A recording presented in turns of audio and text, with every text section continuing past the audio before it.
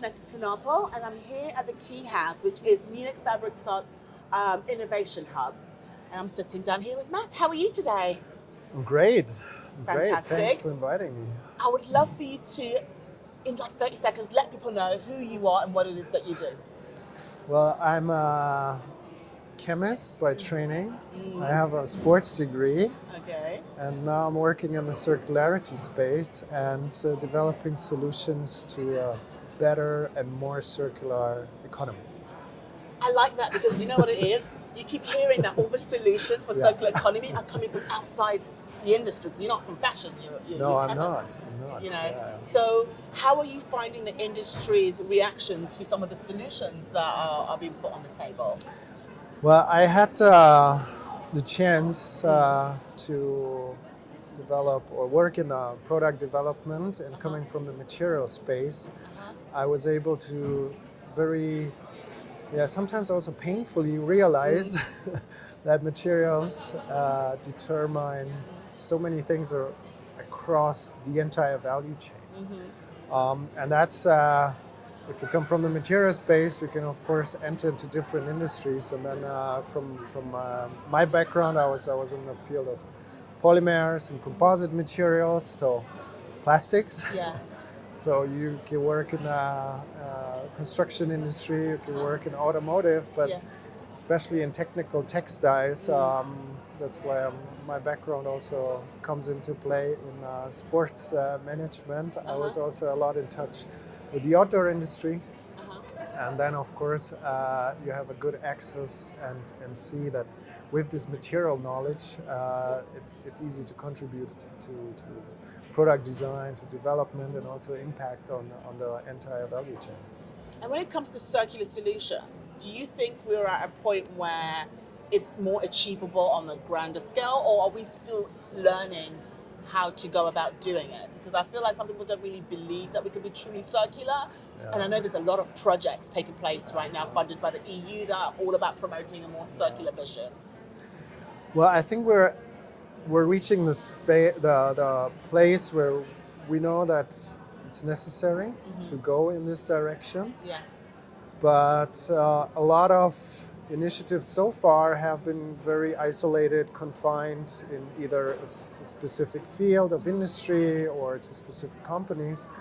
And to reach the scale, it has to be a much more holistic approach across multiple supply chains, across also multiple industries, because what's missing is of the infrastructure to make it actually happen. So there's a lot of innovation happening, and I think this is great. And a lot of these innovators are startups, new companies that are entering with new technologies, also in the field of digitization. And it's necessary to now enable this ecosystem where they can build partnerships also with the big guys. Okay. And from this nice incremental improvements go towards exponential scalability. So, I mean, I think one of the big problems is the lack of knowledge sharing. Would you say that this is quite a true statement? Yeah, I think it's not the lack itself, but it's just that we have to find new practices to knowledge sharing. Because if you look at the circular economy in general, it's about cross-industry collaboration. The value chain has to be taken into account in its whole spectrum. So as a designer, you need to know what a recycler is doing. You need to know what kind of transportation possibilities do you have. You, as a business developer, you need to understand which impact does a product design have on new business model opportunities like repair business, resale business, and so on. So you need to start opening up also these discussions, which I think in the previous way of working in the linear system was just not something that we were accustomed to. So it's not about so much a lack of it, but I think it's about promoting this new mindset and generating opportunities to create this communication. I think the key word you used was mindset. We need to kind of rewire the way we do business, which will take time, right? It's not going to happen overnight.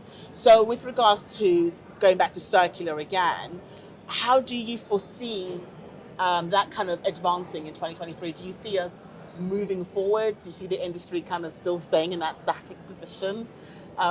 What do you predict? Tell me your thoughts. Whoa, yeah. I think there is a lot of dynamics now in fostering collaboration. I think the industry is opening up. As I told you, I'm also working in the field of plastics. I have a podcast also. You do tell us what's the name of your podcast? Plastic Climate Future. And it's about sustainability and sustainable solutions and circularity and how we deal in the future with plastics and innovations around plastics and so on. And I was really surprised last year. I attended a conference which was focusing on recycling, but having seen so many interdisciplinary players being present, so not only recyclers, but plastic producers, LCA experts. And I think this is happening in not only the plastics industry, but you see it also in the fashion industry.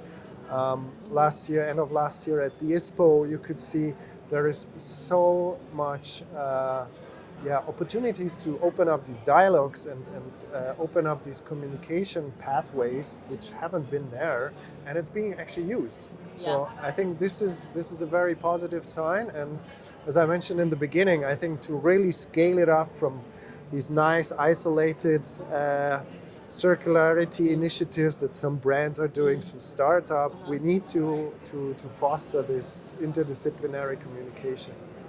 Most people view plastic as something that isn't sustainable. Let me choose my words carefully. How are you dealing with that type of perspective when it comes to plastics in general?